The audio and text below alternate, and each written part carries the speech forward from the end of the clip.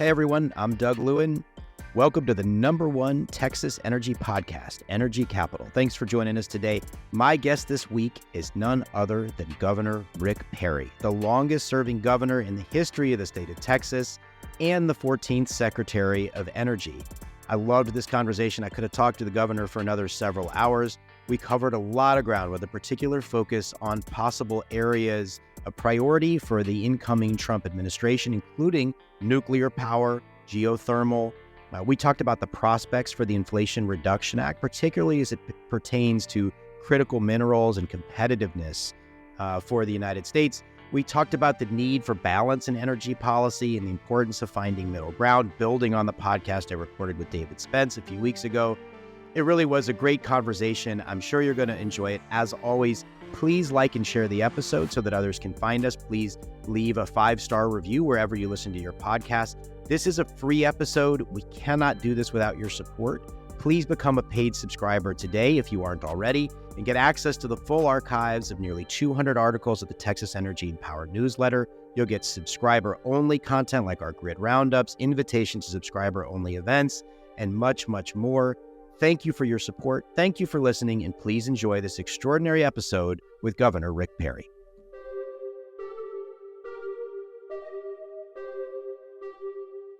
Governor Perry, welcome to the Energy Capital podcast. It's so great to have you as a guest. Yeah, thank you. It's a pleasure to be with you. So I want to start just with, obviously, you were the longest serving governor in the state of Texas. You were Secretary of Energy. Can you just describe for the audience in your mind, in your view, what is your energy legacy? Well, interesting one. And I was also the agriculture commissioner for the state of Texas for 8 years. And you can't talk about you can't talk about energy without having the energy world and its tentacles that go out into practically every aspect of it, agriculture in particular. Yeah. With that said, with the news that Brooke Rollins, a very brilliant, smart, capable Texan, is going to be the new Secretary of Agriculture.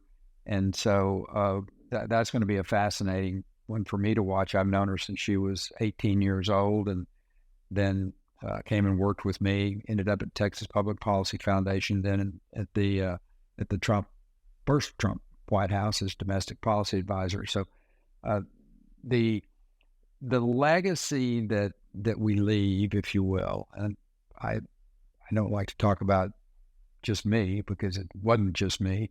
It was a group of people that I was able to recruit to state government initially, and then up to Washington as the Secretary of Energy. It's this team of very capable men and women that are leaving a great legacy for this country. I'll tell you a really funny story. I loved George Mitchell. George Mitchell was a Renaissance man. I think class about 1940 at Texas A&M, had a petroleum engineering background, but he was more than just the fossil fuel industry. He literally changed the world. They say that about a lot of people. They said, "Oh, you changed the world." Well, most of you really don't change the world. George Mitchell did. And George Mitchell changed the world because of his extraordinary engineering background and having this concept that you could, under very high pressure, push these sand, little sand kernels, if you will, little grains of sand down into these shell formations and crack them apart and allow for the escape of that petroleum products, in most cases natural gas. Literally, hydraulic fracturing and directional drilling changed the world as we know it today in a very positive way from my perspective. And George Mitchell was one of those great Texans whose legacy is going to live for, I think, centuries into the future because of his vision, because of his passion, because of his commitment to mankind. And not only was his vision in the energy sector extraordinary. I have mentioned it. I think he was a Renaissance man. The Woodlands, that first planned community over just north of Houston, Texas, that was George Mitchell's vision. That was his baby, so to speak. So not only was he this guy who really changed the world from a fossil fuel standpoint, development of hydraulic fracturing, but he also was a developer. The Strand, that beautiful part of Galveston, Texas, he redid that. He oversaw all of that. And just an amazingly capable person who I had the privilege to get to know. As a matter of fact, I had two really good butt chewings as a sitting governor, and George Mitchell gave me one of those. Okay, I'm going to have to follow up and ask you about that. Before I do, though, I love that you brought up George Mitchell, because this is a lot of the conversation I wanted to have with you, Governor, is that I think too often people are too reductive in their conversations, whether it's about politics or the economy, and it includes energy. And George Mitchell was certainly a man who contained multitudes, right? Like the father of fracking, and, kind of put that innovation together of fracking and horizontal drilling. Also a person that believed deeply in sustainability, right? And put his money where his mouth was, and did a lot of philanthropy. That philanthropy continues through this day through the great work of the Cynthia and George Mitchell Foundation. And we'll put a link in the show notes. There's a great book by Lauren Steffi about George Mitchell. I encourage folks to check out. But I feel like you're kind of in that similar vein of somebody that you talk about oil and gas all the time and oil and gas development. But a lot of the wind and solar that Texas has can trace back to you. You were a supporter of energy efficiency. The deregulated electric market was put into place when you were lieutenant governor, and improvements to that were made when you were governor. I don't know, is that a fair characterization that you're somebody that kind of has that kind of, I don't want to call it a dual nature. What is it? It's like there's a complexity to this stuff, and you have to embrace it.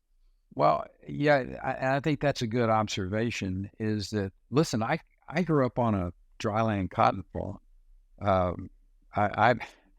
I would say I was I grew up watching one of the original environmentalists. My dad understood that you take care of the land. I mean, if you don't take care of the land, then you're going to go broke. So taking care of this environment that we live in, I was trained up in that in a very early age. I grew up in a place that didn't have a lot of water, so conserving water. I grew up in a house that didn't have electricity until I was, probably 2 or 3 years old. We had a carbide plant outside of this house.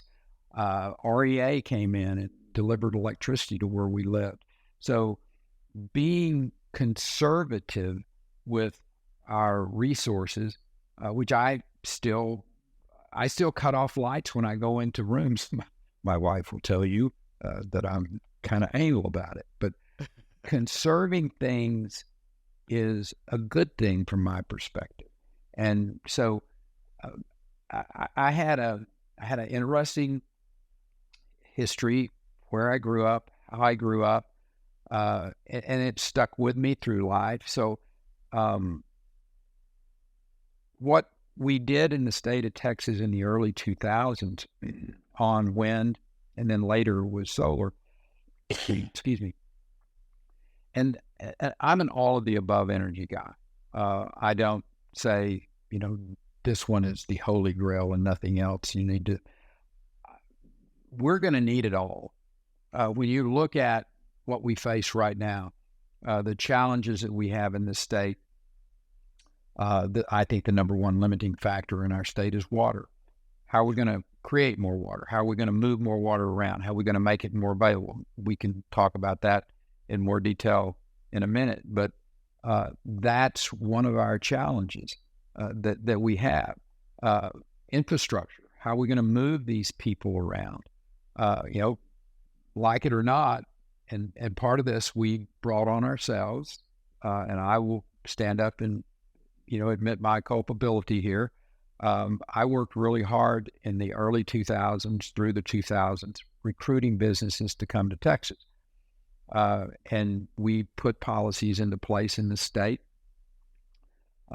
to make our state appear and to be appealing to people. Governing, I tell folks, look, governing is not rocket science. This is really pretty simple. Don't overtax, don't overregulate, don't overlitigate, and have a skilled workforce. Skilled workforce, to me, translates into accountable public schools, by and large. That's how you're going to get that workforce. So those are the four things that if you'll put those into place, then the private sector will do what the private sector does, and that is it will go risk its capital if they know they're not going to be overtaxed, overregulated, overlitigated, and that they can find the workforce that they need to develop.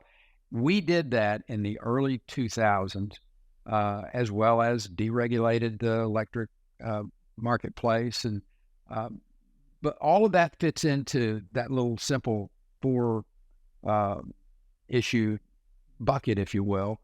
And then we went out and recruited, promoted Texas around the country and literally around the world in some cases. And over the last 20 years, and Governor Abbott has been absolutely steadfast in keeping those programs in place and expanding them and putting his own imprint on it appropriately. But it's been highly successful. And it's hard to argue that, Texas is not, if it's not the number one state in the nation to do business, which I think it is, I'll let, Rick Scott over in Florida argue and Governor DeSantis argue that Florida is okay. But, and competition's a good thing. That's one of the things that, Jerry Brown and I competed a lot, and I won overwhelmingly. Yeah, we were recruited, Hewlett Packard, Toyota, all of these California companies have relocated to the state of Texas. And some of my friends say, God dang it, Perry, you're the reason we got all these problems in Texas now because y'all made it so appealing and all these people moved over here and they brought their politics.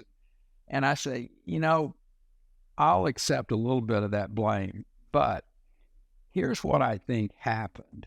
I think the people that left California in particular and came to Texas were the givers. These were people who philosophically understand about giving back. They wanted to live somewhere where they were not overtaxed, overregulated, overlitigated. They wanted to come to a state that had more freedom. And the takers, the people who are, have their hand out and want government to give them stuff and quite frankly aren't real productive in their societies per se, they're takers. And the takers stayed in California because California's got a government that basically says, here, we'll do this, we'll do this, we'll do this, and we'll do this. But the people who are kind of like, you know what, we want to go live where we have more freedom, where we get to keep more of our money, where there's a sensibility about, capitalism and free market. And they moved to Texas. So, we got a lot of people moved into the state. I think that's good. I think that it's a two-edged sword. I don't like driving in Austin, Texas anymore because it's really crowded. But the point is, those are challenges. Those are good challenges to have.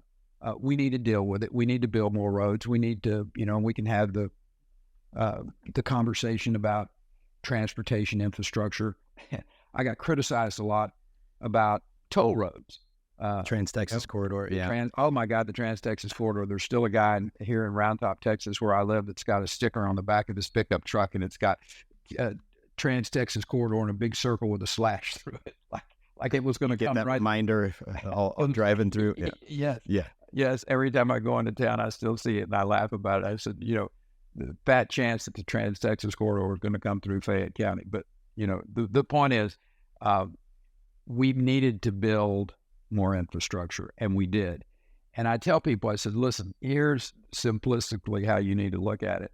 There's only three ways that you're going to get infrastructure built: tax roads, toll roads, or you believe in the asphalt ferry. Pick one. So let me just ask you about this. I want to drill a little deeper on this because I think this is really kind of fascinating. And you're sort of, everybody has different definitions of what conservatism means and all these things. So first of all, when you talk about California and Texas and comparisons, I catch a lot of flack on Twitter and other places, at Substack, wherever I post, because Texas is actually beating California now on renewables. We have about twice the amount of renewables California has. And lots of people can come up with different reasons for why that is. Some of it's natural resources, but at least some of it is there isn't the regulatory environment is easier to navigate here than it is in California. You can build stuff a lot easier in Texas, and that includes the stuff that California desperately wants, like wind and solar. But on the other hand, you just said, when you were born, there wasn't electricity at your house, and it was the REA, right? The Rural Electrification Administration, I think is what the A was, or agency, whatever it was, came, and that was a big government program, right? So just like we're talking about with Mitchell, there's complexity. There clearly is a role for government. Yes. So how do you kind of square that circle? Because I think that might be a little revealing about what does conservatism mean? Because it doesn't mean no government. It's not sort of libertarianism. Even that's kind of a little bit of a caricature of libertarianism. But conservatism, clearly there's a role for government. So how would you describe that? Yeah, and water might be a good one, right? Like if the government doesn't do something on water, we're probably in pretty big trouble as a state, right? Government's got its role, and what we argue about, which is what democracy is supposed to be about, is to have these conversations, put your ideas out there, defend your ideas, let the other side argue. The whole time I was governor, we had these very rigorous, stimulating debates about government's role. I was a big believer that government's got a role to play in incentivizing. One of the other, the four things: don't overtax, don't overregulate, don't overlitigate, have a skilled workforce. And then there's a fifth tenet I would suggest: you get more of what you incentivize. But it gets to this whole issue of what's the proper balance. And we're always going to argue about it. My friends over at TPPF, I don't know whether it was 08 or 09, we weren't agreeing on some of the programs that I thought were important for Texas Enterprise Fund. There are people out there saying it's not government's role to be involved in creating jobs at all. You need to be over here, have a few little deliver the mail, preferably on Saturdays, and then get out of the way. We live in a world where there's this continual friction between those that want government to be engaged and those that want government to just not have any role at all. Finding that middle ground is what good leaders are all about, or should be all about, and being able to go out to the public and make your point that, well, in a perfect world, which we don't live in, you wouldn't have a lot of government programs because everybody would make the right decisions and everybody would put the programs or do the things that need to be done. I'll give you an example. The Texas Enterprise Fund we created to be able to go out and incentivize. Remember, you get more of what you incentivize. We wanted to incentivize companies to come to the state of Texas and build here, create jobs here.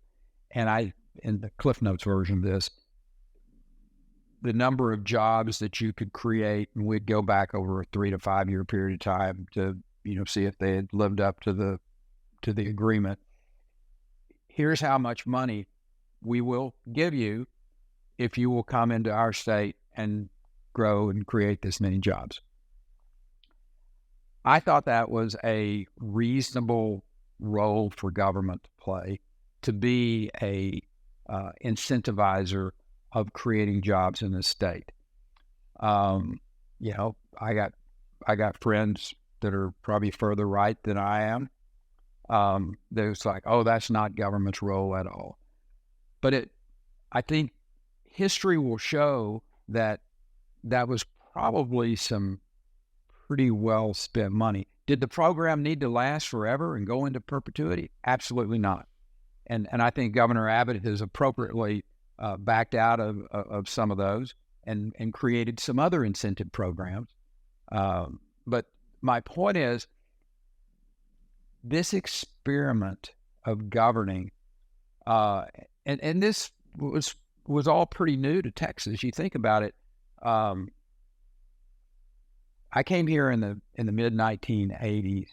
Texas was just about to go into a very deep recession, depression that lasted from about. That's when you entered the legislature, right? That's 1985. When you first elected. Yeah. In January of 1985, I was sworn in. I was 34 years old, and Texas was just teetering off the $30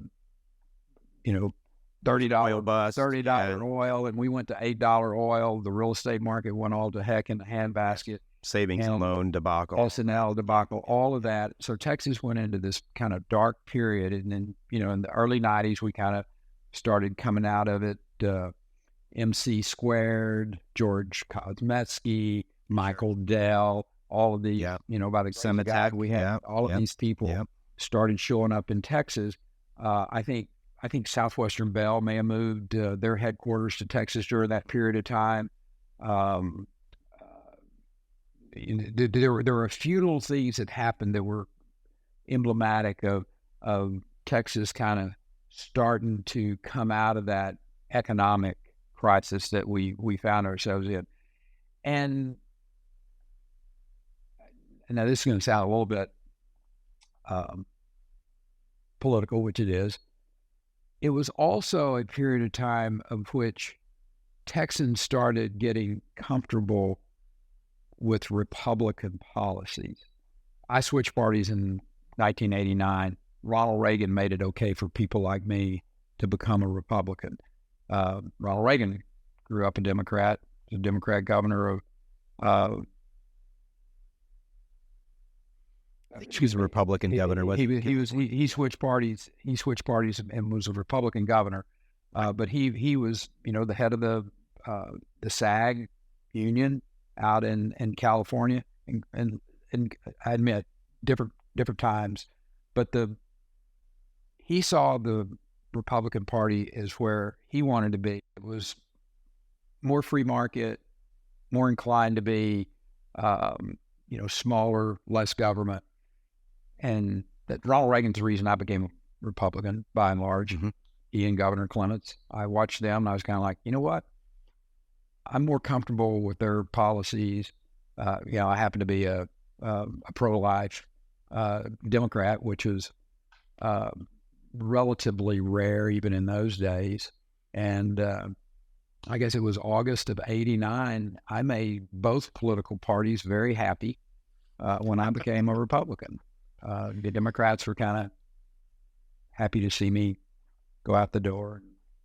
Well, and of course, the Democratic Party up to, I don't know if you would include the 80s in this, probably, but there were always like two wings of it, right? You had the sort of going back to the 50s and 60s of the York group was sort of liberal Democrats and the Shiftrats, right? So there was one party, but there were sort of two main factions of it. I want to actually come back though to some of the kind of the energy mix, and just like you're talking about kind of a balance and a middle ground in politics and in governing, I think on energy, when you talk about wind and solar and their variability, their intermittency, there's a lot of things you can do about that. One thing you could do is suppress wind and solar and just say we don't want any more of it. But here we are in an age of there's just a lot of load growth, right? There's people moving here.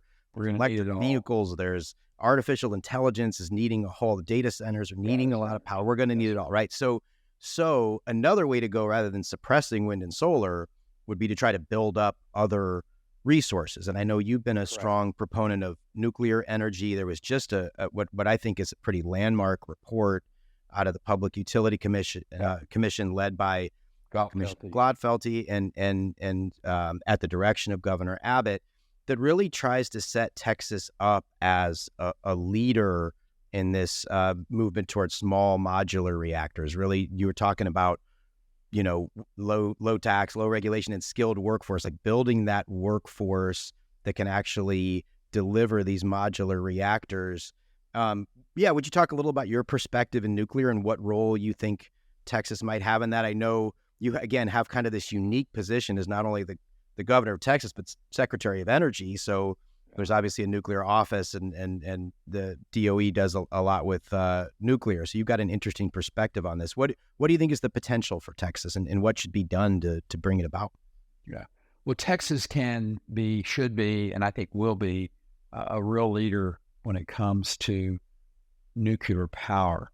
And there's a lot of educating that needs to go on. Me being a kid who was born in the 1950s and lived through the 60s and the Cold War, the 1964 election when we saw the nuclear explosion and the Daisy. You're not old enough to remember this, but I know that ad. It's probably one of the greatest political ads of all time, right? The threat of nuclear war. And so the word nuclear for my generation had a negative connotation, radioactivity, Hiroshima. We saw all of this, and so we had a bit of a pushback on it. Then we built nuclear power plants using that technology, and then I don't know what the years were on this, but in the 90s and the 2000s, we had 3 Mile Island, we had Chernobyl, we had Fukushima. And so, again, a raft of really negative news articles and visuals of nuclear power, that this is very dangerous stuff. You had the whole debate about waste. What are you going to do with these rods? And, I think they're in 38 states, we have nuclear waste laying around in rather insecure places, relatively speaking, when we should have, 1 or 2 depositories where we could put all of this appropriately, and we could. It's just the old NIMBY, not in my backyard mentality, and if we just forget about something, if we don't talk about it, it will go away. That's not leadership. I tried to get some focus on this, and there's just not the stomach or the will to deal with this nuclear waste that we have all across the country that we need to deal with. That's another issue, but it goes right to why these new technologies, these small modular reactors, there's just an extraordinary amount of interest in it right now. I've been to 2 nuclear conferences within the last 2 weeks, one in Austin, one in Dallas. And there's a massive amount of interest. There's a massive amount of capital that's looking at this and looking at these different technologies. NuScale, a publicly traded company, has the only permitted technology in the United States right now. Now, there may be some others over at Abilene Christian, Natura. Doug Robinson is the principal there. They got a license for a research reactor that they're building on the campus of Abilene Christian University, which I find incredibly exciting and interesting. So Texas A&M, University of Texas, Texas Tech, Abilene Christian, all of those schools have fairly robust nuclear engineering programs. I'm obviously, as you can see over my shoulder here, I'm a bit of a bias towards Texas A&M. While you see Dr. Hassan is doing over at Texas A&M in their nuclear engineering program, what John Sharp has done, John being the chancellor, with the Rellis campus over there, that's the O'Brien Air Force Base. And their plan is to build small modular reactors on site. Literally on 40 acres, you could build 1 megawatt of these SMRs that NuScale, for instance, I think they're 77 megawatt plants, and you can put together a dozen of them and get right at 1 gigawatt of power, which is that's a substantial amount of power for a data center. And that's where we're going. These big data centers with AI, AI driving big data centers, they're massive energy hogs. So these SMRs, walk away safe, they're becoming economically feasible. I will suggest to you within the next 3 to 5 years, you're going to see a massive build out of these SMRs. Now, with that said, our fossil fuel industry, particularly natural gas, is going to be growing as well. The state of Texas recognized that they were getting out of kilter. And last session of the legislature, they passed, I think, $5 billion to build peaker plants. And peaker plants are basically very simple gas-powered plants. You just go flip the switch on when you need the demand. And I think that was a thoughtful thing to do. Now, I got friends out there, again, it's not government's role to be out there putting their thumb. Well, there are some things that government must make sure that we have. I think government must make sure we got roads and bridges, and that we have water, and that we have power. I think that is a role for government to play. Now, we can argue appropriately, what is the right amount of incentive? And sure, I get that. And that's never going to be settled because, my dear friend, Bill Peacock is going to say it was too much. I'm going to say, well, maybe it wasn't too much. It was, or maybe it was a little bit too much, but it's good that there's somebody tapping you on the shoulder and saying, hey, are you doing this right?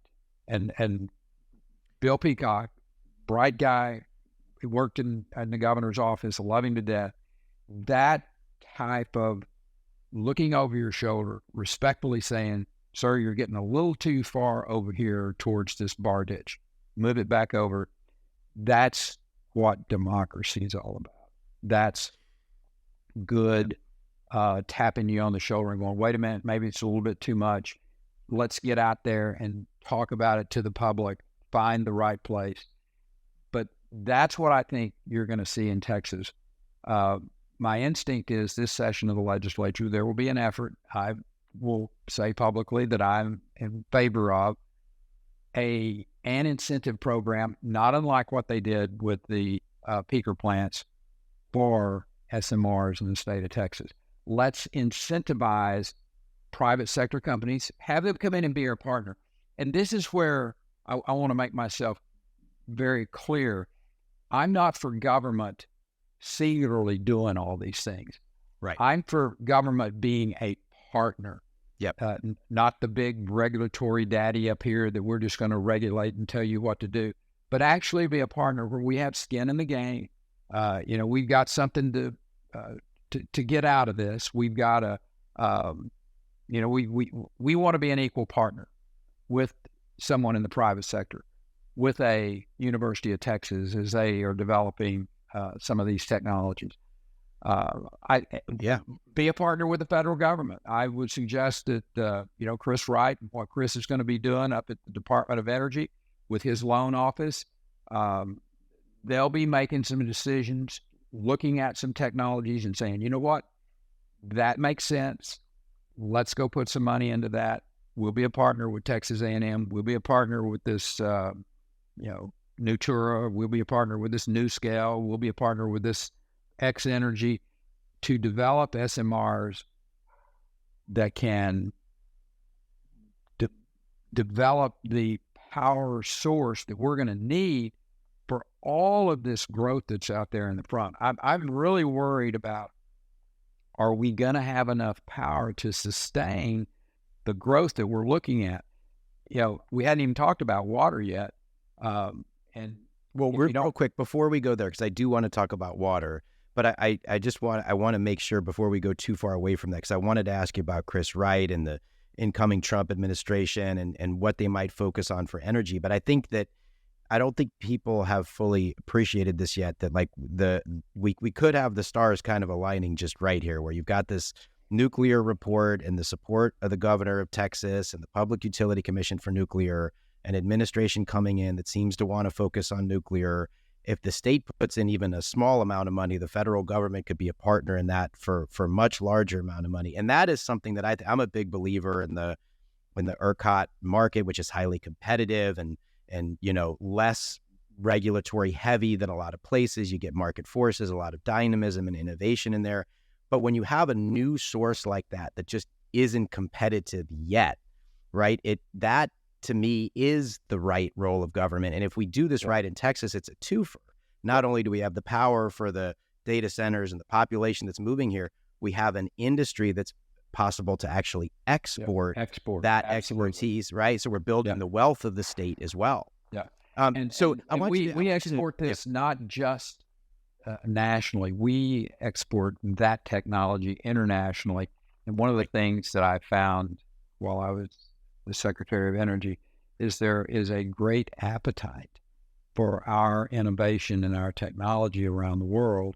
And again, I'm a big believer that the Trump administration, President Trump's vision, his understanding of American innovation, and to go sell that innovation around the world. If you really care about the environment, I mean, if you're a legit environmentalist in the true sense of the word, not some radical environmentalist who just wants to shut everything down, but if you really care about the climate of the world, let American technology be exported into India, into China, places that are building, coal power plants just hand over fist without any regard or very little regard for the environment. So all of this isn't just about the U.S. and our being able to address our power needs in both the foreseeable and long-term future. It's about exporting this technology around the world. And then when you export that type of product around the world, you make friends. And the more friends we make around the world, the less likely we are to be in wars. Amen. Well, so thinking about the incoming administration and Chris Wright, and we were talking earlier about George Mitchell, and I'm not going to let you go before you tell me about the butt chewing, as you put it, that he gave you. But, the fracking technology actually makes possible geothermal. And I understand that Chris Wright is actually an investor in a geothermal company, so he at least knows something about, maybe perhaps quite a bit about geothermal. I guess I'm wondering if you have a sense of like nuclear, geothermal, what other things, might be prioritized, and kind of as part of that, Governor, I'm also interested in your perspective on certain aspects of the IRA, right? The Inflation Reduction Act, obviously controversial and not particularly popular among Republicans, but there are parts of it, like the 45X tax credit, that are for manufacturing. So we're seeing tons of, particularly southern states, including Texas, but Georgia, South Carolina, Tennessee, getting really large factories to make things like batteries or electric vehicles or solar panels or drilling equipment for fracking for geothermal or nuclear, modular reactors. I'm curious if you have either a sense or an opinion of kind of what aspects of clean energy might continue over the next 4 years, where there might be areas that across geographies in the United States, across political ideologies, we might be able to come together as a country and actually make a positive difference. Yeah. Well, my instinct is that President Trump, we saw it in his first administration, he is a big dereg guy. I think we were working on a 22-to-1 ratio, if my memory serves me correct. He was going to get rid of 22 regulations for every one that they passed. So President Trump truly gets it about deregulation from a cost standpoint, from an owner standpoint, from a timeline standpoint. Regulations are frankly more onerous than taxation. Now, they're both onerous, but regulation in the world we live in today and the Washington that I saw was one of the big problems. So I'll give you a quick, I think you're going to see this president move very quickly to change a lot of the regulations that were stifling LNG exports, for instance. The pause that was put on LNG, that will go away, I suspect, probably day one, as it should. American LNG. We refer to it as freedom molecules, and we got ridiculed about that by the media. But the fact is that that's exactly what it is. You were defending freedom, particularly in the European Union, particularly in Ukraine, and so that's one of the things that we'll see happen very quickly. I want to. You talked about the renewable side, and one of the things that is a limiting factor for the renewable side, particularly solar, are critical minerals. Mm-hmm. And incentivizing, let me make an aside here. Every piece of legislation that's ever been passed, I may be overstating a little bit, but I don't think so. There's probably a good thing or two that you could point to in every piece of legislation that's ever been passed. Whether it was Obamacare or whether it was the IRA or whether it was, go name it, that my friends on the other side of the aisle passed when they were in charge. Overall, I might not have liked them at all, but there were probably some things in there that were helpful, that were thoughtful. IRA is probably one of those. 45 is a good example. Giving incentives. So critical minerals, China controls it. When you look and see what they've done, how do we incentivize the development of critical minerals in this country so we're not held hostage by China? Because, again, I'm speculating here, but and I understand full well how President Trump negotiates. He's a tough negotiator. He knows how to negotiate. This talk about tariffs right now, he's teeing this up for a reason. And the Chinese are coming back and saying, well, okay, cowboy, if you want to do this, we're not going to send you any critical minerals and so that's how negotiations work. It's how do we incentivize? While that negotiation's going on, how those conversations are going on, how do we incentivize the development of critical minerals? How do we develop our uranium sources that we have in this state that are substantial? How do we bring that to bear where we don't have to rely upon outside sources for some of these critical minerals that we have in the natural farms in the United States, but for whatever reason, how do we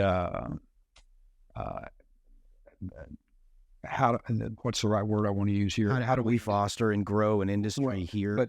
But environmentally sound for things like uranium and for lithium, and because the byproduct is one of the problems. We send them off to be mined somewhere else because they don't have the environmental concerns, unfortunately. But we can use our innovation to come up with these new ways to mine critical minerals. There's a big deposit out in West Texas, out around Sierra Blanca. There's a formation out there called Round Top Mountain that's supposedly, well, it has massive amounts of rare earth minerals, cobalt, nickel, lithium, in a very substantial amount. So give those folks incentives to mine it environmentally properly. But that's a great example of how we as a country need to be rethinking. When I ran for president in 2011, I talked about a concept. I called it the Western Hemispheric Marshall Plan. we had relied on an east and west trade for way too long, in my opinion.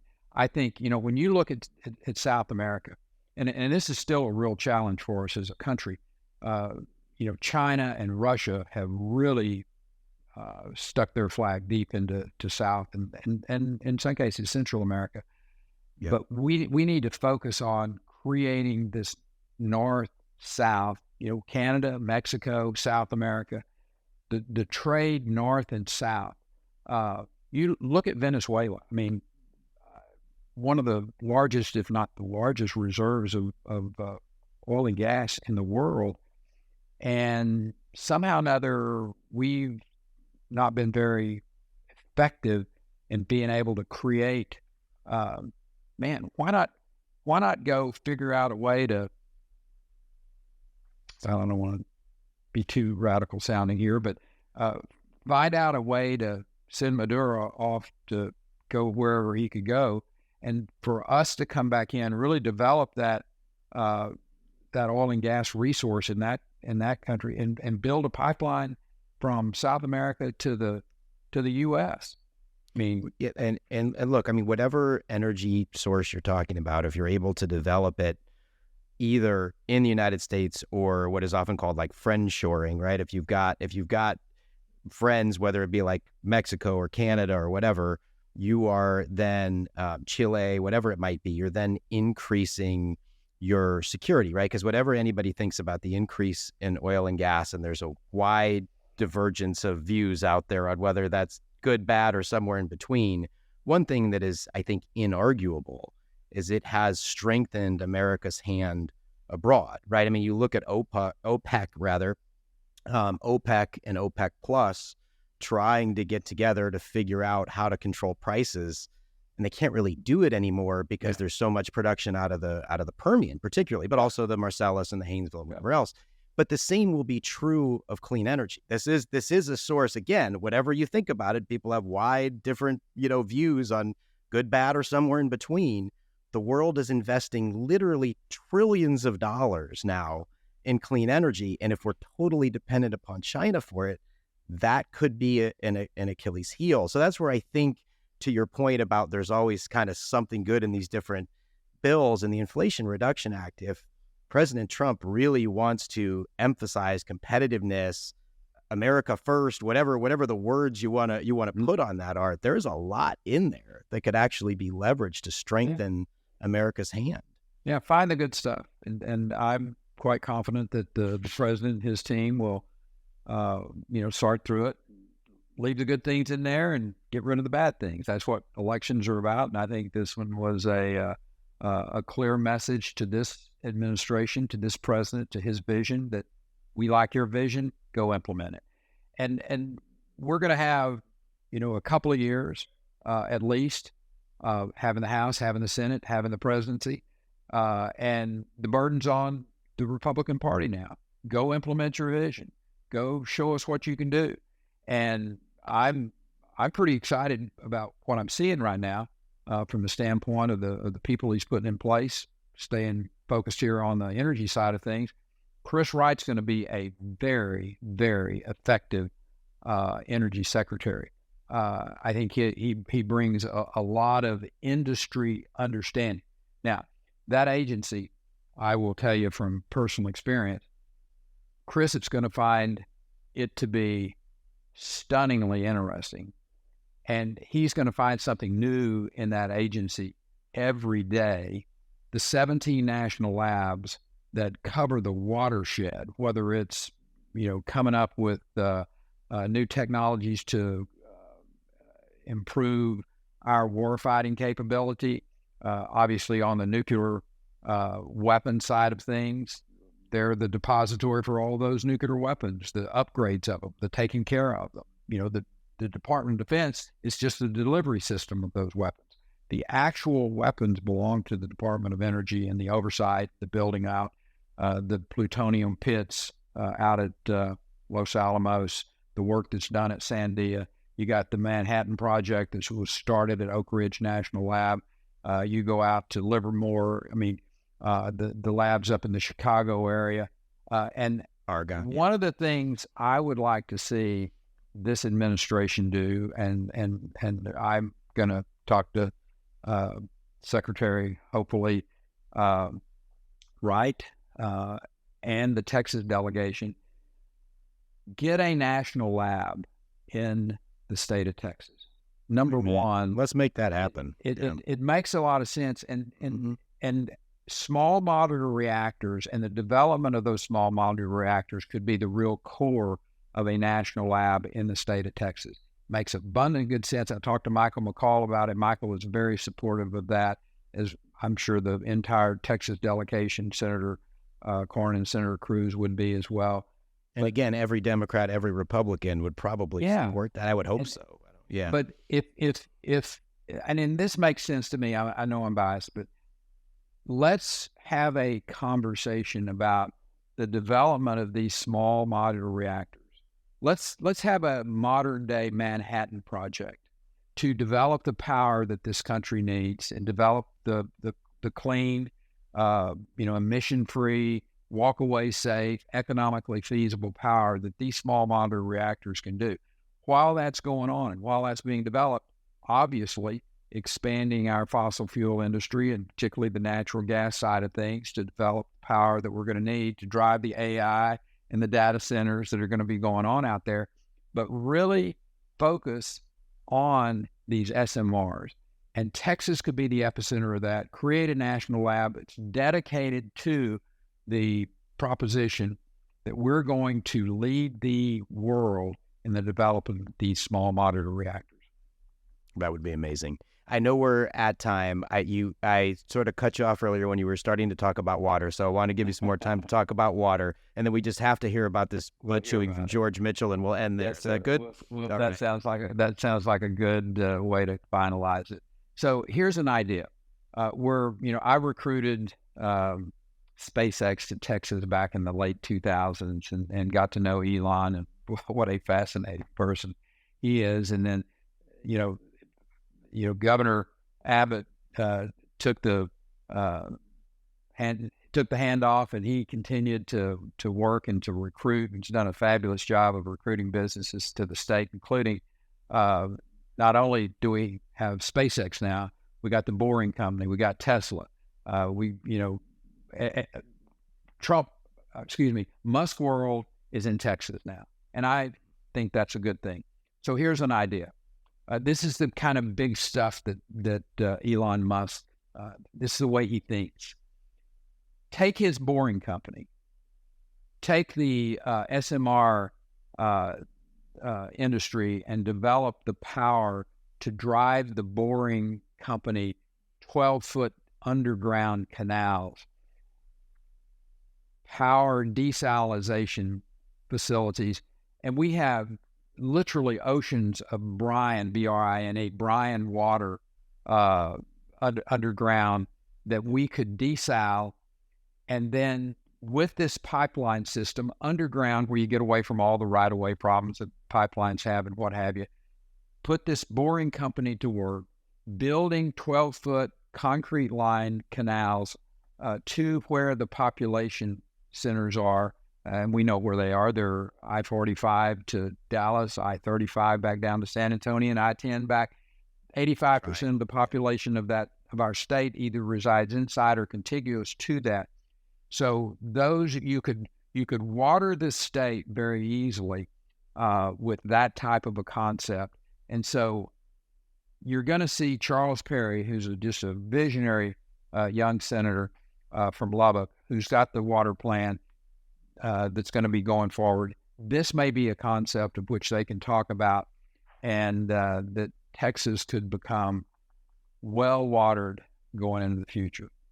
So to finish up, George Mitchell in the early 2000s had a piece of legislation that was an interesting piece of legislation, but it was completely and absolutely self-serving to George Mitchell and his interest. And he had a very, very dear friend of mine, Ken Hance, who was overseeing this for him. And I told him, I said, I can't sign that. I said, I understand what you're trying to do, but I said, this is a totally self-serving piece of legislation that the only people in the state of Texas help is the Mitchell companies. And I can't sign this. I said, I just, y'all need to figure out a way to make this work some other avenue. But I said, Ken, if this shows up on my desk, I'm not going to sign it. Matter of fact, I'll veto it. Well, it showed up on my desk because Ken Hance is a very capable lobbyist, and George Mitchell is very respected. It's George Mitchell, yeah. It's George Mitchell. Mr. Mitchell, as everyone. And it ended up on my desk, and I vetoed it. And Mr. Mitchell called me and let me know on no uncertain terms.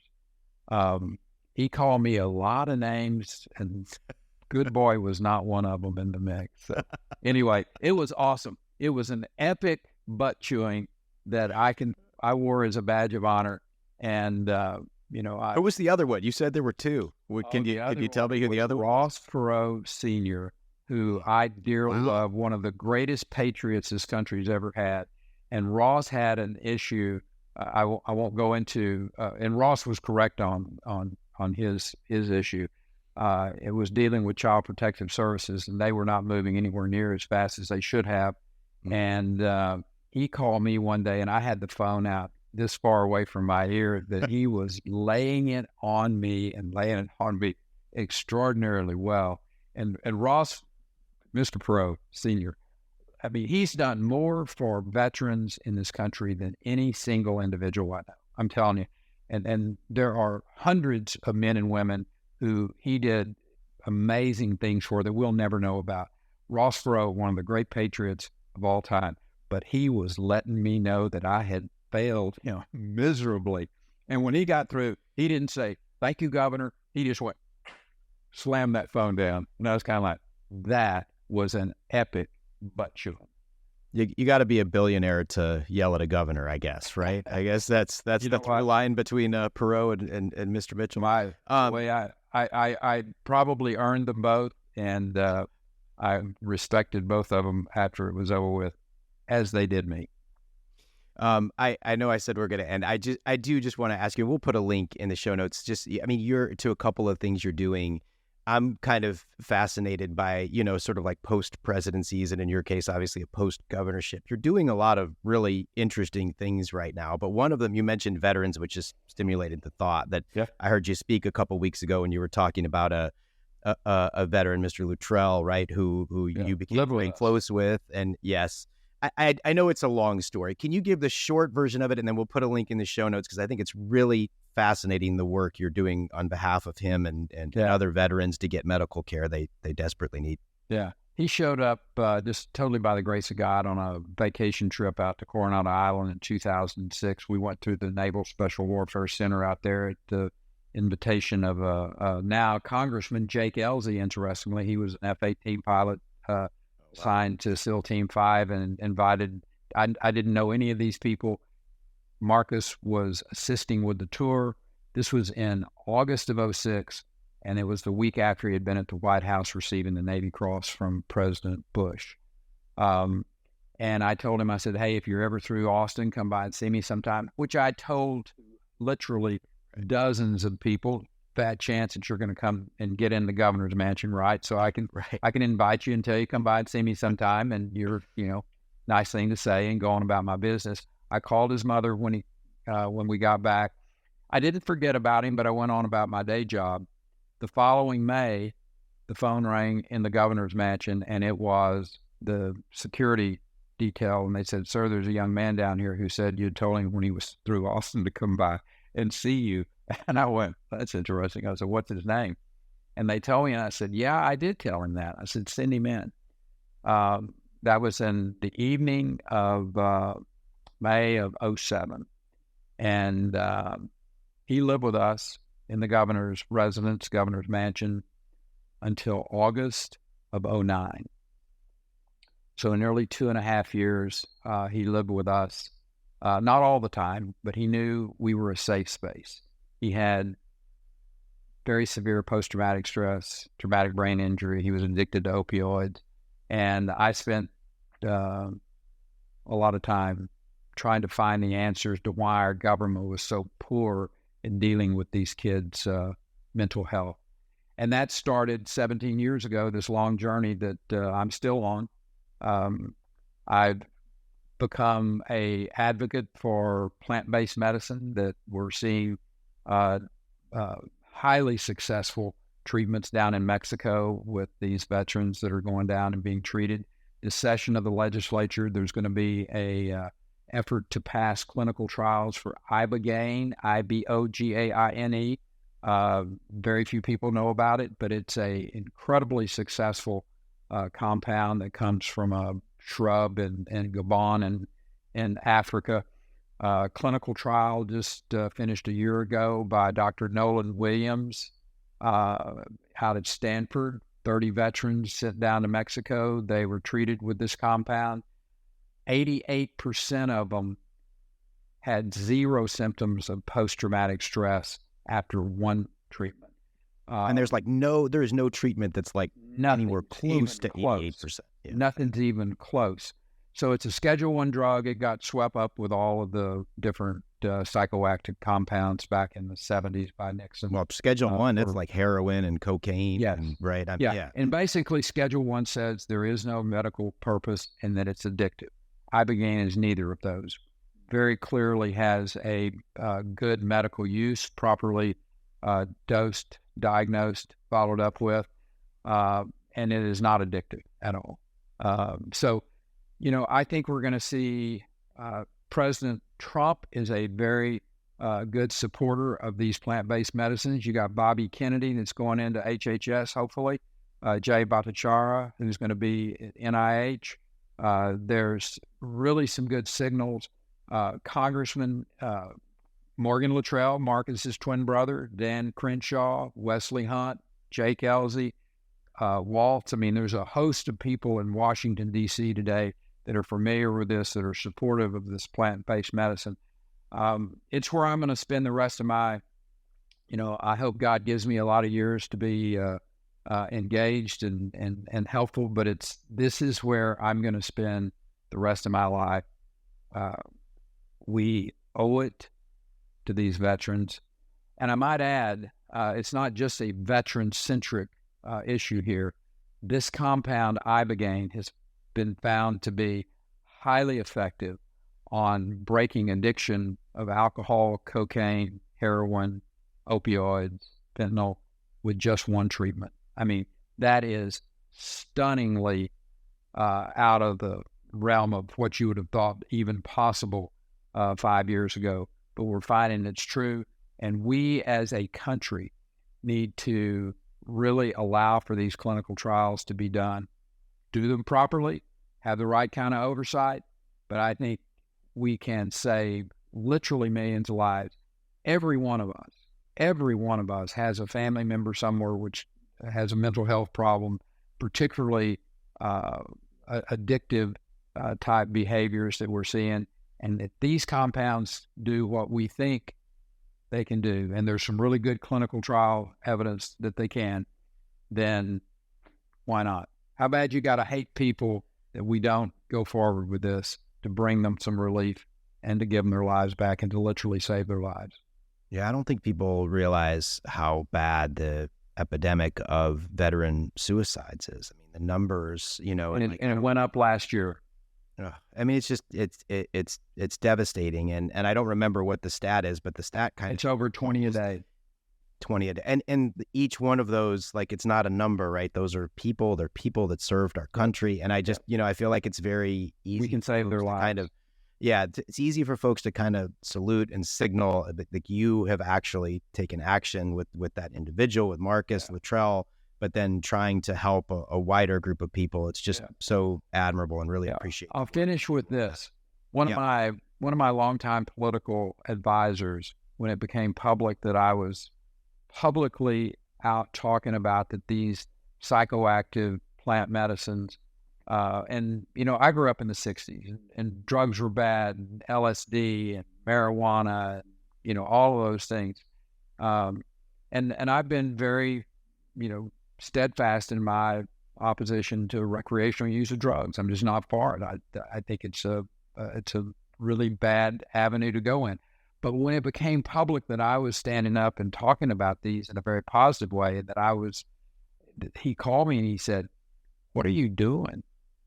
I mean, you're fixing to throw 40 years of reputation out the window with this, hippy dippy shit." And excuse me just a second. I told him, I said, "Look, I understand your concern, but I have studied this. I think I know the details. I've talked to enough veterans that have been treated, but here's what's more important to me.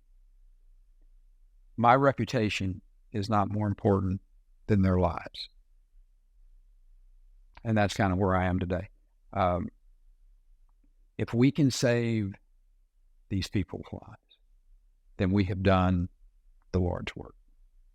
Yeah. If you save one life, you save a world, a universe. Governor, this has been an honor and a privilege. I'm a real student of Texas history, and to be able to talk for an hour with the longest serving governor in the state of Texas is, again, a real honor and privilege. I really appreciate you being on the podcast. Is there anything else you'd like to share with our audience in closing? Hey, thanks, Governor. Yeah, appreciate you. All right. God bless you. Take care, Sloan. You too. Thank you for listening to the Energy Capital Podcast. I hope you enjoyed the episode. If you did, please like, rate, and review wherever you listen to your podcasts. Until next time, have a great day.